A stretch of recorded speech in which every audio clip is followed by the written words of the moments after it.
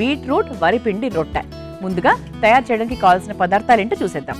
Beetroot వరిపిండి రొట్టె తయారు చేసుకోవడానికి కావాల్సిన పదార్థాలు: వరిపిండి 1 కప్పు, బీట్రూట్ పేస్ట్ 1 కప్పు, పచ్చిమిర్చి పేస్ట్ 1 టేబుల్ స్పూన్, ఉప్పు తగినంత, కొత్తిమీర కొద్దిగా, నూనె 2 టేబుల్ స్పూన్లు. బీట్రూట్ వరిపిండి రొట్టె తయారు చేసుకోవడానికి కావాల్సిన పదార్థాలు ఇదిగోండి ఇక్కడ రెడీగా ఉన్నాయి. దీనికోసం నేను బీట్రూట్ ని ఇలా ముద్దలాగానే తయారు చేసుకున్నానండి. ఇది అంటే బాగా పేస్ట్ లాగా తయారు చేసేసుకున్నాను అనమాట. అంటే తురిమిన దానికన్నా కూడా మనకు వరిపిండి ఉపయోగిస్తున్నాం కాబట్టి మనకు విరక్కుండా ఉండడానికి కొంచెం పేస్ట్లా తయారు చేసుకుంటే ఇంకా బెటర్ అనమాట. అంటే రెండింటిలో కూడా మనకు ఈక్వల్ న్యూట్రిషనే వస్తుంది కాబట్టి దాని గురించి మనం కంగారు పడాల్సిన ఏం లేదు. అయితే బీట్రూట్ మాత్రం ఇలా ముద్దగా తయారు చేసుకున్నాము. అలాగే పచ్చిమిర్చి పేస్ట్ లా కాకుండా ఇలా కొంచెం రుబ్బుకొని సిద్ధంగా పెట్టుకున్నాను అనమాట. అయితే ఇప్పుడు బీట్రూట్ గురించి అందరికీ తెలిసిందే. నేను కూడా మన అమృతం కార్యక్రమం ద్వారా చాలా ఎపిసోడ్స్లో బీట్రూట్ గురించి బోల్డ్ అనే విషయాలు మాట్లాడుకున్నాం. ఒక మనిషికి బ్లడ్ తక్కువ ఉంది అన్న మాట విన్న వెంటనే అందరూ చెప్పేటువంటి ఒక మాట, బీట్రూట్ జ్యూస్ తాగాలి, బీట్రూట్ తినాలి. ముమ్మాటికి నిజమండి అది. ఆ రంగు ఎలాగైతే రక్తపు రంగులో ఉంటుందో మనం తింటే కూడా మన శరీరంలో రక్త వృద్ధి అనేది ఎంత బాగా పెంపొందుతుంది. అది కాకుండా మనకు క్యాన్సర్ రాకుండా కూడా బీట్రూట్ కాపాడుతుంది. అలాగే అథ్లెట్స్ ఉంటారు కదా, అంటే బాగా ఎక్కువగా వాకింగ్ చేసేవాళ్ళు, రన్నింగ్ చేసేవాళ్ళు, కిలోమీటర్లు రన్ చేసేవాళ్ళని అథ్లెట్స్ అంటారు, మీ అందరికీ తెలుసు. అయితే అలా అటువంటి ఒక యాక్టివిటీని స్టార్ట్ చేసే ఒక 2-3 గంటల ముందు బీట్రూట్తో ఏదైనా సరే, ఇప్పుడు ఏబీసీ జ్యూస్లను రకరకాలు వస్తూ ఉన్నాయి, అలా మనకు బీట్రూట్ని ఏదో ఒక రూపంలో, అంటే ముఖ్యంగా ఆ అథ్లెట్స్ జ్యూస్ రూపంలో తీసుకుంటే అది చాలా బాగా సహాయపడుతుంది. అంటే వాళ్ళకి మంచి ఎనర్జీని అందిస్తుంది, వాళ్ళు డ్రైన్ అవ్వకుండా ఉంటారు. అలా కాకుండా ఇంకా చెప్పాలి అంటే బీట్రూట్లో ఫ్యాట్ తక్కువగా ఉంటుంది తెలుసా. అందుకు వెయిట్ లాస్కి ట్రై చేస్తున్న వాళ్ళు, బరువు తగ్గాలనుకున్న వాళ్ళకు బీట్రూట్ బాగా హెల్ప్ చేస్తుంది. ఇందులో విటమిన్స్ ఉంటాయి, తర్వాత మ్యాంగనీస్ ఉంటుంది, తర్వాత ఫైబర్ ఎక్కువగా ఉంటుంది కాబట్టి డైజెషన్కి సంబంధించి కూడా మనకు బీట్రూట్ చాలా బాగా హెల్ప్ చేస్తుంది. పిల్లలకు ముఖ్యంగా కొంతమంది పిల్లలకు ఐరన్ తక్కువగా ఉంటుంది, జింక్ తక్కువగా ఉంటుంది, బ్లడ్ తక్కువగా ఉంటుంది. అలాంటి వాళ్లకు సిరప్పులు ఇస్తారు.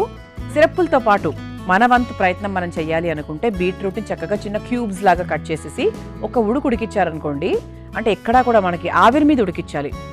ఉడికించడం అంటే బాగా నీళ్లు పోసేసి అలా కాదు, ఆవిరి మీద ఒక ప్లేట్ పెట్టి కుక్కర్లో ఒక ఆవిరి మీద ఉడికిచ్చేస్తే ఆ క్యూబ్ చక్కగా వాళ్ళు ఒక స్వీట్గానే ఉంటుంది కదా తినడానికి కూడా.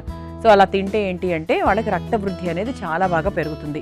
మరి ఈ విధంగా మీ అందరూ కూడా ట్రై చేయండి. మరి బీట్రూట్కి సంబంధించి ఈరోజు వరిపిండిని ఉపయోగిస్తూ ఒక రొట్టె తయారు చేసుకుందాం. ఇది మనకు అల్పాహారానికి బాగుంటుంది. తర్వాత కొంతమంది డైట్లో ఉన్న వాళ్ళు, వెయిట్ తగ్గాలనుకున్న వాళ్ళకు లంచ్ లాగా కూడా తినచ్చు, డిన్నర్ లాగా కూడా తినచ్చు, బాగుంటుంది. అయితే ముందుగా మన వరిపిండి తీసుకుందాం. 1 కప్పు వరిపిండి,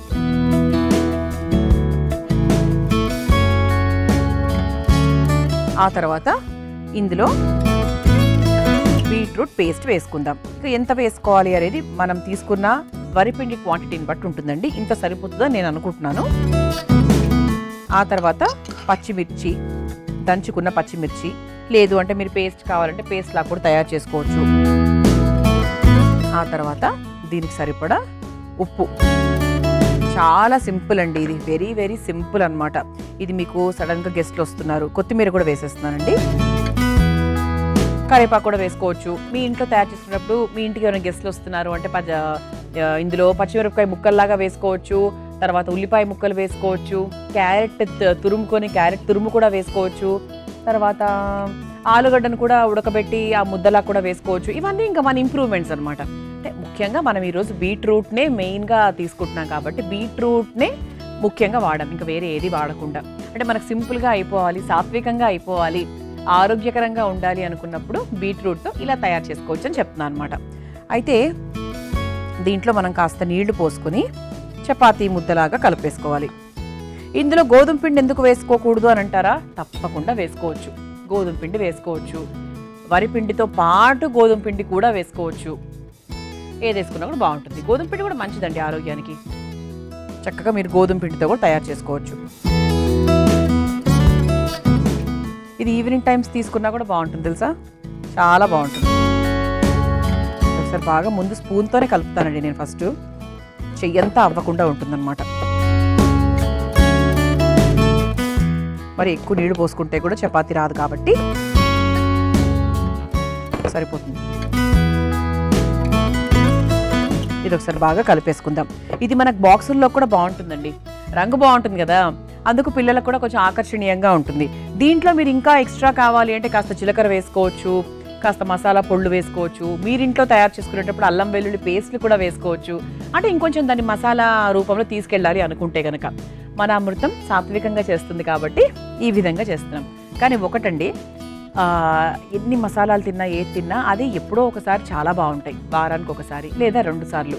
కానీ ఎప్పుడూ మన శరీరం కోరుకునేది, మనకు మంచిది ఏది అంటే ఈ విధంగా సాత్వికంగా తయారు చేసుకోవడమే. ఇలా చక్కగా కలిపేసుకున్నాము. అయితే ఏ ముద్ద అయినా చపాతీ ముద్ద కలిపిన తర్వాత ఒక 20 నిమిషాల పాటు దాన్ని నానబెట్టేస్తే, అంటే వదిలేస్తే అలా, అంటే నానేటట్టుగా చూసుకుంటే ఇంకా బాగా అవుతుంది అనమాట.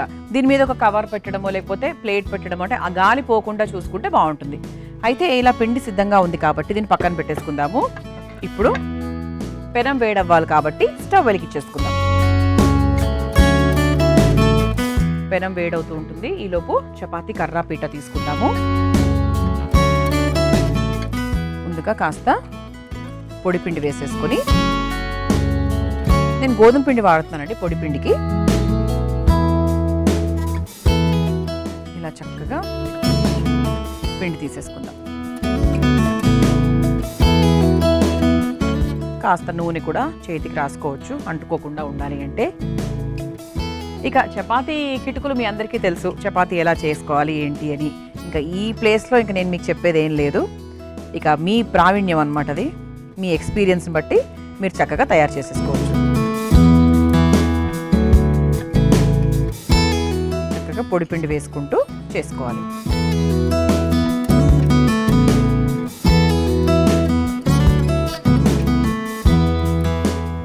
ఈలోపు పెనం కూడా వేడవుతోంది. చక్కగా మనకు కావాల్సిన సైజులో మనం చపాతీ తయారు చేసేసుకోవచ్చు. సో నేను చెప్పినట్టుగా మీరు వరిపిండికి బదులుగా గోధుమ పిండిని కూడా వాడుకోవచ్చు.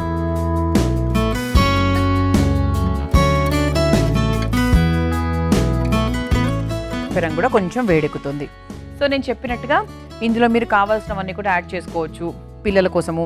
ఇది మనకు పెరుగు చట్నీతో బాగుంటుంది, యాసిడ్స్గా ఇలా తిన్నా కూడా బాగుంటుందండి. ఇందులో మనము జీలకర్ర పొడి ఏమీ వేయలేదు, సాత్వికంగా చేసాం ఇంతకుముందు చెప్పుకున్నట్టుగా. కాకపోతే దీంట్లో కాస్త జీలకర్ర పొడి, ధనియాల పొడి, కొంచెం మసాలా పొడి అవన్నీ వేసుకుంటే అసలు నిజంగా చెప్పాలంటే పక్కన ఏది కూడా అవసరం లేదు అనమాట. పెనం కూడా వేడెక్కిపోయింది.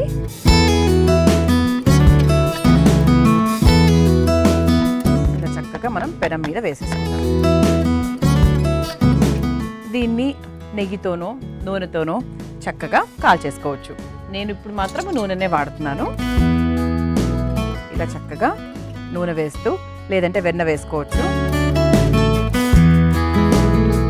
ఇలా చక్కగా 2 వైపులా కాలుస్తూ ఉంటాను. మనం చక్కగా బీట్రూట్, వరిపిండి వాటిలో కావాల్సినవన్నీ కూడా వేసేసుకొని చక్కగా రొట్టెలాగా వేసేసుకున్నాము. అండ్ నూనె వేసేసి 2 వైపులా కాల్చేసాను. ఇది అయిపోయిందండి.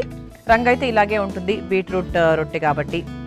ఇలా తయారైనటువంటి బీట్రూట్ వరిపిండి రొట్టెని ఒక ప్లేట్లోకి తీసేసుకుందాం.